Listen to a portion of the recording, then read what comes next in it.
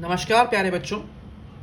बेटा last class जो हमारी हुई थी बेटा वहाँ पे हम लोगों ने डिस्कस कर लिया था एग्जीक्यूटिव का पार्ट नंबर 1। आई होप बेटा आपका वो पूरा समझ में आ गया हो, आपने बेसिक पढ़ लिया हो कि एग्जीक्यूटिव एक्चुअल में होती क्या है। आज बेटा हम लोग बात करने वाले हैं पार्ट नंबर 2 की। तो पार्ट नंबर 2 में बेटा हम लोग पढ़ेंगे प्रेसिडेंट के बारे में, लेकिन उससे पहले थोड़ा सा हम लोग एक और थोड़ा सा बेसिक पार्ट कर लेते हैं एग्जीक्यूटिव में।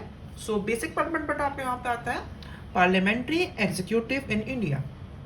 यहाँ बेटा सिंपली कह रहे हैं कि when the constitution of India was written, जब हमारी कॉन्स्टिट्यूशन जो था हमारा भारत का संविधान हो गया था बेटा, तो उससे पहले बेटा हमको आइडिया था कि पार्लियामेंट्री सिस्टम होता कैसे है। क्योंकि बेटा 1935 गवर्नमेंट ऑफ इंडिया एक्ट 1919 के अकॉर्डिंग हम लोगों ने बेटा गवर्नमेंट्स को रन कर लिया था। ठीक है, भले ही वो ब्रिटिश कंट्रोल के अंडर थी, बट हमें थोड़ा सा एक्सपीरियंस था। ठीक है, the makers of the constitution wanted to ensure that the government would be sensitive to public expectations and would be responsible and accountable।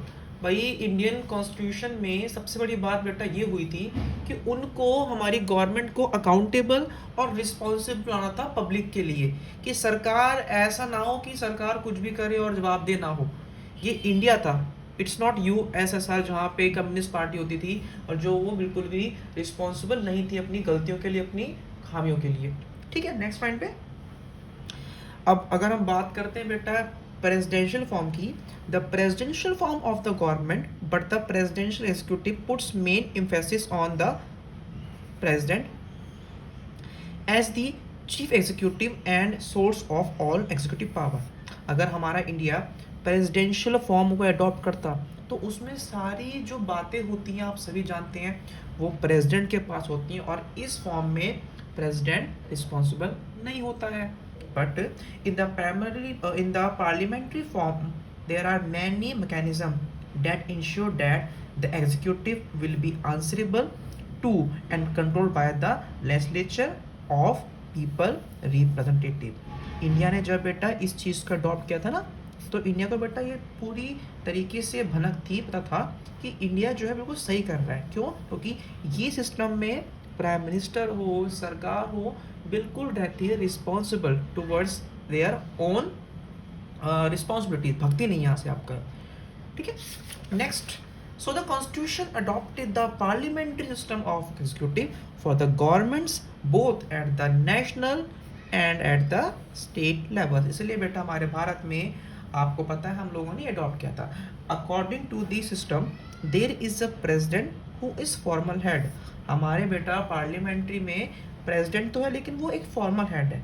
ठीक है, and the prime minister and the council of ministers which run the government as at the national level. ठीक है, ये prime minister होता है, एक होती है काउंसिल ऑफ मिनिस्टर। ठीक है, ये बेटा राष्ट्रीय स्तर पे सरकार को चलाते हैं आपका। At the state level the executive comprises the governor and the chief minister and council of minister. States के अंदर होता है गवर्नर, स्टेट्स में होता है आपका चीफ मिनिस्टर, और उसके अंदर होते हैं आपके मिनिस्टर्स। इन रियलिटी अगर हम सच्चाई की बात करें, the president exercises these powers through the council of minister headed by the prime minister. The president is elected for a period of 5 year. राष्ट्रपति को बेटा 5 साल के लिए चुना जाता है, और बेटा इस राष्ट्रपति के लिए कोई भी इलेक्शन नहीं होता, सारे एमएलए एमपी मिल के बेटा इसको चुनते। Means the president is elected indirectly. ठीक है, ये फॉर्मल हेड तो होता है प्रेसिडेंट, बट एक्चुअल में देखा जाए तो प्रेसिडेंट सलाह पे काम करता है प्राइम मिनिस्टर की और काउंसिल मिनिस्टर की। ठीक है, ये हम पढ़ेंगे बेटा आगे। This means that the president is elected not by the all citizens but by the elected MLAs and MPs. ठीक है, this election takes place in accordance with the principle of proportional representation with a single transferable vote। But आप सभी जानते हैं कि president का election जो होता है वो डायरेक्ट ना होकर वो होता है इनडायरेक्ट, जिसमें बेटा जनता ना करती है वोट, उसमें करते हैं वोट एमएलए और एमपी। और इस इलेक्शन के लिए आपको सिंगल ट्रांसफरेबल वोट जो होता है आपका पीआर, इस बेटा सिस्टम को आपको यूज़ करना होता है आपका ये। ठीक है, और प्रेसिडेंट बेटा जो आपके वो 5 साल के लिए आता है आपका। The president can be remove from office only by parliament by following the procedure for impeachment. ठीक है, the only ground for impeachment is violation of the constitution. अगर अगर हमारे प्रेसिडेंट ने संविधान की रिस्पेक्ट नहीं की है, उनको माना नहीं, तो ही उनको रखते हैं रिमूव, और वो पार्लियामेंट करती है इम्पीचमेंट के द्वारा। ठीक है बच्चों, तो ये बेटा तुम्हारा हमारा बेसिक था, थोड़ा ज्ञान दे मैंने आपको। अब बेटा हम लोग आते हैं नेक्स्ट, वो जो है बेटा हमारा power and position of the president. ठीक है, power and position of the president. भाई जो प्रेसिडेंट है, जो राष्ट्रपति है, उसकी पावर्स क्या है, उसकी पोजीशन क्या है। So in formal sense the president has wide ranging. भाई राष्ट्रपति के पास में एग्जीक्यूटिव पावर्स है, लेजिस्लेटिव पावर्स है, जुडिशियल पावर है, एंड emergency powers also। इनके पास में ये सारी पावर्स हैं। In a parliamentary system these powers are in reality used by the president only on the advice of the council of minister। अब सुनो ध्यान से बात कर, पावर्स तो सारी प्रेसिडेंट के पास हैं, लेकिन उन पावर्स को वो यूज़ कब करता है, जब उसको यूज़ करने को कहा जाता है। और उनको यूज़ करने की को कहता कौन है, वो कहते हैं प्राइम मिनिस्टर और काउंसिल ऑफ मिनिस्टर। यानी कि एक पपेट है, एक बस कठपुतली है प्रेसिडेंट। काम कैसे करता है, काम करता है सिर्फ और सिर्फ पीएम और काउंसिल मिनिस्टर की एडवाइस पर आपको ये। ठीक है, नेक्स्ट पॉइंट पे, the prime minister and the council minister have support of the majority in the Lok Sabha and they are real executive. Simple मतलब कि भाई जो प्राइम मिनिस्टर, जिस पॉलिटिकल पार्टी का प्राइम मिनिस्टर होता है, उस पॉलिटिकल पार्टी को बेटा लोकसभा में मिली होती है मेजॉरिटी, और वही पार्टी बनाती है सरकार, और उसी सरकार के पीएम की बात सुननी पड़ती है राष्ट्रपति को। In most of the cases the president had to follow the advice of the council minister. भाई माननी पड़ेगी बात, किसकी बात माननी पड़ेगी, प्रेसिडेंट को प्राइम मिनिस्टर की, और प्रेसिडेंट को प्राइम मिनिस्टर की और काउंसिल मिनिस्टर की बात माननी पड़ेगी।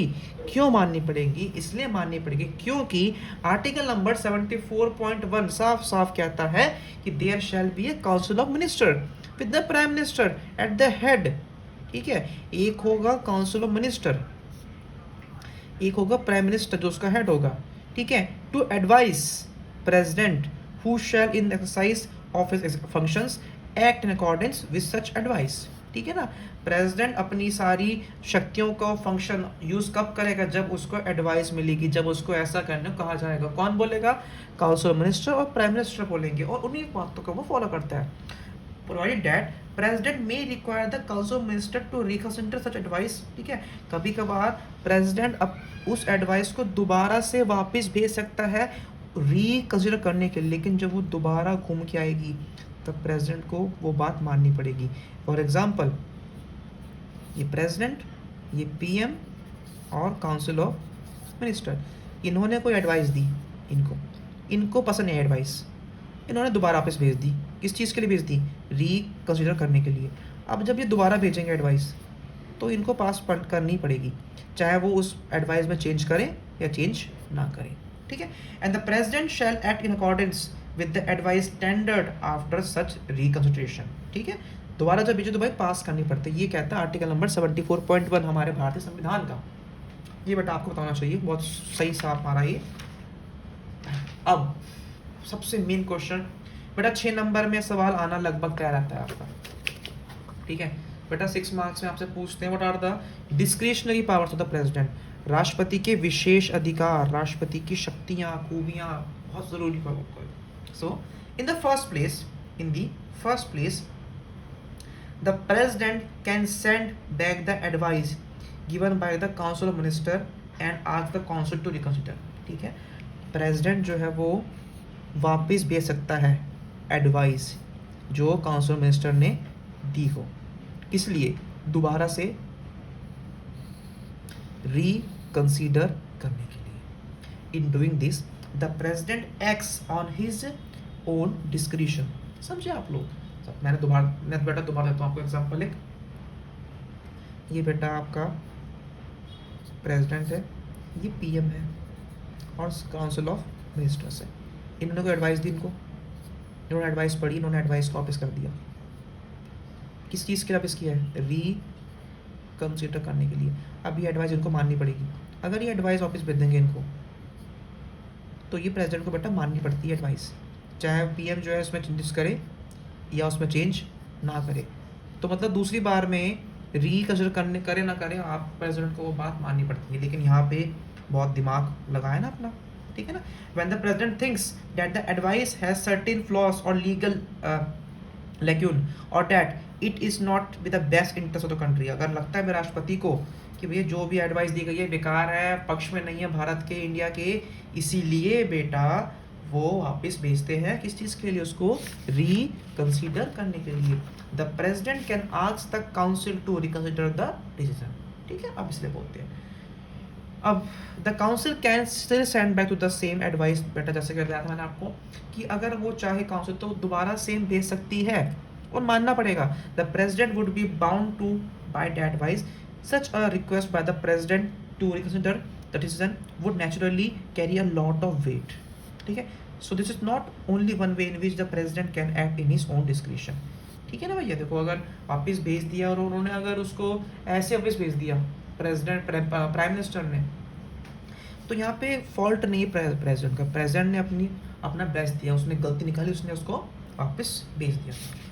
नेक्स्ट सेकेंडली बेटा हम बात करते हैं, the president also has the veto power by which he can withhold or refuse to give assent to bills pass by the parliament. आप सुनो इस पर क्या कह रहे हैं। देखो सपोज किया ये लोकसभा होती है, ये होती है Rajya Sabha,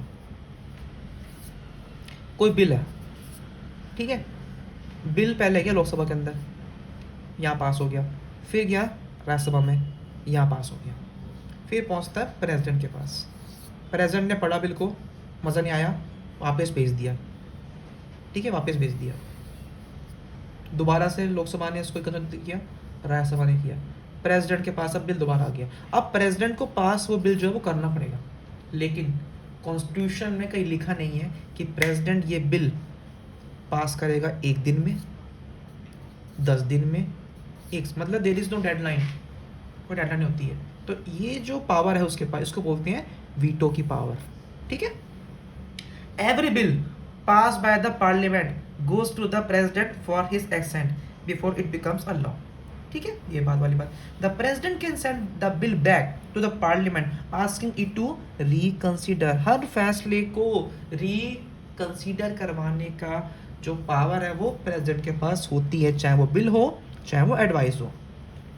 this veto power is limited because if the parliament passes the same bill again and sends it back to the president, then the president has to consent to that bill। अब भाई दोबारा भेजे तो बिल तो पास करना पड़ेगा, लेकिन there is no mention in the constitution about the time limit within which the president must send the bill back for the reconsideration, ठीक है ना भाई। अभी राष्ट्रपति के पास बिल रहा है 10 दिन, 20 दिन, 25 दिन, 1 साल, 2 साल, तो वो उनकी मर्जी है पास करना करें उस चीज़ को।